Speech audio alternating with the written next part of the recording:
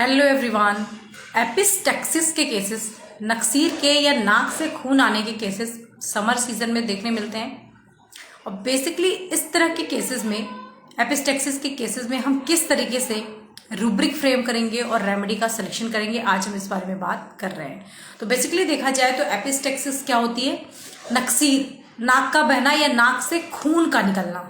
ठीक है, अचानक से आपने देखा होगा कि नाक से एकदम से खून निकलने लग जाता है। कई बार ये जो ब्लड होता है क्लॉटेड होता है, क्लॉट्स निकलते हैं।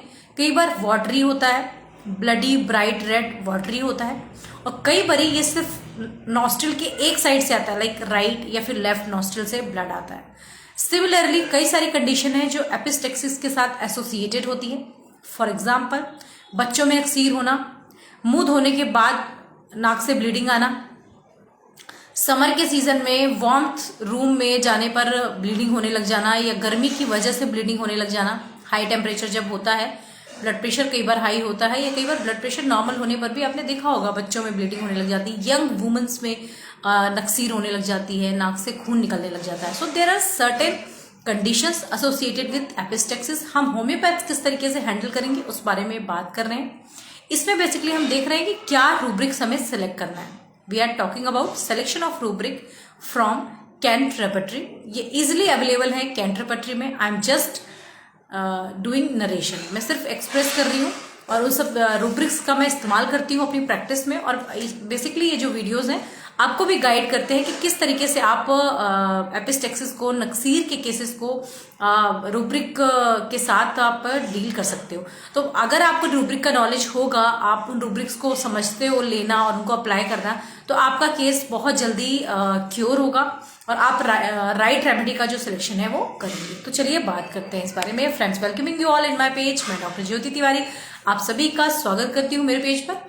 अगर आपने अभी तक मुझे फॉलो नहीं किया है, this is right time to follow me. Like जरूर किया करें मेरे वीडियोस को, सो दैट लाइव नोटिफिकेशन आप तक जरूर पहुंचेगा। मेरे वीडियो शाम को 7 साढ़े 7 के बीच में लाइव लेती हूँ और आप तक जो नोटिफिकेशन है तुरंत पहुंचेगा अगर आप लाइक करते हैं। ठीक है, तो बताना मेरी ड्यूटी है, मैंने आपको बता दिया है। यस, कमेंट भी कर सकते हैं। अगर आप किसी पर्टिकुलर वीडियो, किसी टॉपिक पे चाह रहे हैं तो आप मुझे जरूर कमेंट करिएगा। मुझे भी थोड़ा सा एक हेल्पिंग हैंड मिल जाएगा जहाँ पे मुझे एक टॉपिक मिल जाएगा और मैं उस पर आपके सामने बात कर पाऊंगी, टॉपिक को सही तरीके से प्रस्तुत कर पाऊंगी। तो चलिए, जब हम एपिस्टेक्सिस या नक्सीर की बात करते हैं तो इसकी कौन सी रेमेडी है, किस चैप्टर में मिलेगा, ये रूब्रिक किस तरीके से हम लेंगे। तो बेसिकली ये कहाँ का है, आप देख रहे हैं जो ब्लीडिंग है वो कहाँ से हो रही है, नाक से हो रही है। ठीक है, नोज। तो चैप्टर हमारा है नोज। नोज या नाक के चैप्टर में आप जाइए। ठीक है, नोज में गए। अब हमारा रूब्रिक क्या है?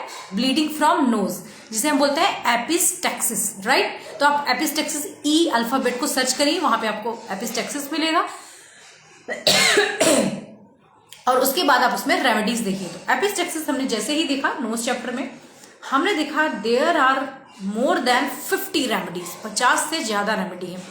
इनमें से मैं जो बोल्ड लेटर में है उनकी बात करती हूँ, वो मैं आपको बता देती हूँ। एकोनाइट, एमेनकाम, ambra grisea, arnica, antim crud, belladonna, cactus, calcarea, calcarea phos, sulph, carbo animalis, causticum, crotalus horridus, hamamelis, kali iod, ipecac, hyoscyamus, millefolium, medorrhinum, nitric acid, phosphorus, pulsatilla. Phosphorus को आपको पता ही है, फास्फोरस कब देते हैं? जहां पर विकेरियस मेंस्ट्रुएशन होता है, विकेरियस ब्लीडिंग होती है, वहां पे आप फास्फोरस का यूज करते हैं। ब्राइन इज ऑल्सो देयर, है ना।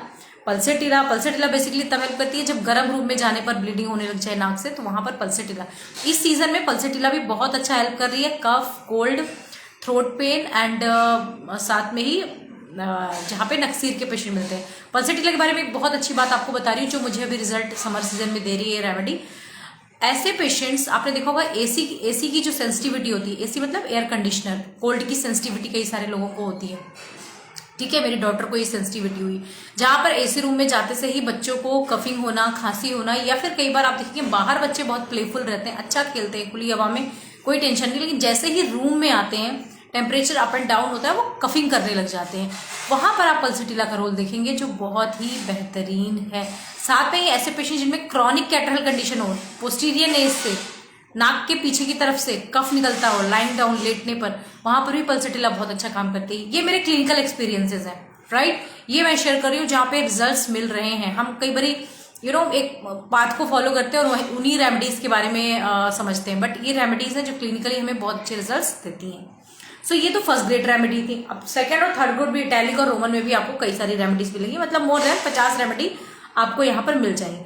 अब जैसा कि मैंने आपको बताया कि एपिस्टेक्सिस किधर से हो रही है, आपके पेशेंट आया है, आप देखिए राइट साइडेड है, लेफ्ट साइडेड है। अगर राइट है तो राइट मेंशन किया हुआ है, एपिस्टेक्सिस राइट, एपिस्टेक्सिस लेफ्ट, आपने इस तरीके से जाना है। नाउ समटाइम्स आपने देखा होगा कि कई बार सुबह उठते से ही पेशेंट को या मुंह धोने के बाद वॉशिंग फेस आफ्टर या फिर मॉर्निंग में एग्रावेशन होते हैं, तो मॉर्निंग रूब्रिक आपको सिंपल मिल जाएगा। एपिस्टेक्सिस साइड या राइट या लेफ्ट लेना है तो इट्स ओके। अगर सिर्फ एपिस्टेक्सिस है, both nostrils are involve, so you can take morning aggravation. So rubric is there. Morning में आप देखोगे ambra grisea, bovista, carbo animalis, hamamelis, nitric acid, sulphur in bold letter, ठीक है। स्टाइलिक रेमेडीज आर देयर, जो कि मोर देन 20 रेमेडीज मुझे यहाँ पे दिख रही है। ओके, नेक्स्ट रूब्रिक हम लेते हैं बेड इन। कई बार बेड पे जाने पर ब्लीडिंग होने लग जाती है मॉर्निंग में, जैसे ही बेड पे लेटे नाक से नक्सीर आ जाती है, खून आने लग जाता है नाक से, वहां पे ये रूब्रिक आपको हेल्प करेगा। समटाइम्स राइजिंग आफ्टर, जैसे ही उठते डॉक्टर साहब ब्लीडिंग होने लग जाती है नाक से। समटाइम्स स्टूपिंग आफ्टर, झुकने के बाद डॉक्टर साहब जैसे ही झुकता है मेरा बच्चा नाक से ब्लड होने लग जाता है। सो अगर स्टूपिंग से हो रहा है, झुकने से हो रहा है, तो ferrum is a good remedy. Ferrum met और फैरम फॉस दोनों ही अच्छी रेमेडीज है। झुकने पर स्पेसिफिकली अगर हो रहा है तो फैरम मेट इज वेरी इफेक्टिव, ठीक है। टाइमिंग भी यहाँ पे मेंशन की हुई है। अगर सुबह के 9 बजे या कालिकाब है यहाँ पे 10 to 12 के बीच में अगर नक्सीर हो रही है, एपिस्टेक्सिस है, तो वहाँ पे carbo veg is a good remedy. Just think about it, इसको देखें और पढ़ें। ये क्लिनिकली तभी हमें रिजल्ट्स देते हैं, ठीक है, क्योंकि कुछ पर्टिकुलर सिम्टम है जो हमारे सामने आते हैं। डॉक्टर साहब ये इसकी नाक बहने लग जाती है, ब्लड आने लग जाता है, खून आने लग जाता है, नक्सीर फूटती है झुकने से। डॉक्टर साहब इसकी नक्सीर फूटती है सुबह सुबह जब उठता है। तो ये सिंपल वर्ड्स हैं, पर्टिकुलर पिक्यूलियर सिम्टम है जिनपे हमारे पास रूब्रिक्स हैं, उन पे ही काम करना है। वहां पे आप बहुत सारा हिस्ट्री लेने की जरूरत नहीं है। यहाँ पे एक्यूट केस है, symptoms are evident, very clear, confirm, तो हमें रेमेडी का सिलेक्शन करना है। ओके, सो अगर पेशेंट बोल रहा है सिंपल वर्ड कि डॉक्टर साहब इसको नाक से खून आ रहा है, सुबह उठने के बाद आता है और मतलब जब ये झुकता है तब आता है, तो इनमें से कोई भी एक रूब्रिक होगा आफ्टर राइजिंग और स्टूपिंग। आप देख लें, दो में से क्लियर कर ले अपने पेशेंट के साथ और रेमेडी का सिलेक्शन करें।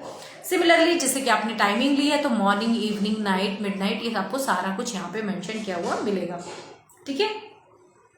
समटाइम्स यहाँ पे एपिस्टेक्सिस मिलती है alternate with spitting of blood. Patient जब थूकता है तो भी उसके मुंह से ब्लड आने लग जाता है।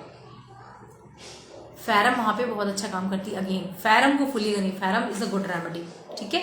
साथ में ही आपने देखा होगा कई बार पेशेंट को जो ये एपिस्टेक्सिस होती है हेडेक के साथ होती है, सिर दर्द अगर हो रहा हो। See these are the pathological condition जो एसोसिएट करती हैं, ठीक है, कुछ एसोसिएटेड कंडीशन के पास जाते हैं। ये जो हम टाइमिंग की बात कर रहे थे, ये क्या था, ये मोडालिटीज भी हो सकते हैं ना पेशेंट की, इस टाइप पे इस समय पे एग्रावेट करती है तकलीफ या complain, and this time the complain is ameliorated, आराम लगता है, बेटर फील होता है। So these are the modalities.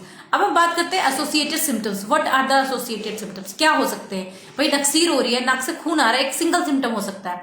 There may be high blood pressure, there may be headache, there may be heaviness over the head और nose. ये सारे symptoms हैं जो पेशेंट हमें देते हैं। और कैसे हमें समझ आता है, clinically when we sit in clinic और पेशेंट हमारे पास आते हैं तो हमें ये सारे एक्सपीरियंसेस आते हैं कि अरे इस तरीके का पेशेंट भी आता है, ठीक है। सो आज हमारे पास पेशेंट आया है एपिस्टेक्सिस हेडेक ड्यूरिंग, जब नाक बहती है ना डॉक्टर साहब, सिर दर्द होता है ना, उसी समय नाक से खून आने लग जाता है। Aconite, agaricus, bryonia, ambra, ferrum phos, dulcamara is a good remedy. So हमने देखा कि फास्फोरस हो गई, ब्रायनिया हो गई, विकेरियस एपिस्टेक्सिस पे बहुत अच्छी हेल्पफुल है। मतलब कि मेंस्ट्रुएशन की जगह बॉडी के अन्य पार्ट से ब्लीडिंग होना, फॉर एग्जाम्पल नक्सीर आ जाना, ओके, एपिस्टेक्सिस होने लग जाना, वहां पर आपको ये रेमेडीज हेल्प करेंगी। अब बात करेंगे मैम ब्रायनिया भी वहां है, कैमोमिला भी है, फास्फोरस है, तो कौन सी देंगे। So you need more symptoms, more physical और mental, may be some peculiar particular, हो सकता है आपके पेशेंट में एक्यूट कंडीशन में वो मिल जाए। सिमिलरली कई सारे पेशेंट्स बोलते हैं कि डॉक्टर साहब मुझे ना पाइल्स का प्रॉब्लम है, मुझे हेमोराइड्स का प्रॉब्लम है, मेरे साथ पाइल्स है और साथ में ही मुझे नाक से ब्लीडिंग आती है। So epistaxis haemorrhoid with sepia is a single remedy. Wow, ऐसा हम नहीं कर पाते केस। तो इसको करने के लिए हमें रूब्रिक का अंडरस्टैंडिंग जितना ज्यादा होगा, जितनी मैच्योरिटी होगी, कहते हैं ना, अगर ह्यूमन बिहेवियर की भी बात की जाती है तो वी टॉक अबाउट मैच्योरिटी, कि जितना ज्यादा मैच्योर बंदा है समय के साथ उतने सही डिसीजंस लेगा, राइट। सिमिलरली हमारी पैथी में होता है कि जितना ज्यादा रूब्रिक का नॉलेज आप रखोगे, रूब्रिक को जितना ज्यादा आप कन्वर्ट कर पाओगे सिम्टम्स को रूब्रिक में, it will be more easier to confirm your remedy, right. तो आप देख रहे होंगे कि मैं दो चीजें पैरेलल कर रही हूँ। एक तो मैं रूब्रिक का डेली वीडियो आपके सामने लेकर के आती हूँ कि एक रूब्रिक चाहे मेंटल हो या फिजिकल हो, आप उसकी अंडरस्टैंडिंग बनाइए, वेरी इंपॉर्टेंट। लाइक हमने लास्ट रूब्रिक की बात की थी लेमेंटिंग करिए ना, उसके साथ डिफ्रेंशिएट करिए, ग्रीफ, सॉरो, डिसअपॉइंटमेंट, रिग्रेट, ये सारे रूब्रिक्स को आप वहां पे डिफ्रेंशिएट कर सकते हो, ठीक है। और साथ में हम इंडिकेशन लेते हैं रेमेडी का, 3 indication of this remedy, 3 indication of this remedy. तो आप वो जो सिम्टम्स मैं बताती हूँ 3 इंडिकेशन, इनको रूब्रिक में कन्वर्ट करिए, ठीक है। तो इस तरीके से करने से हमारा जो कमांड है वो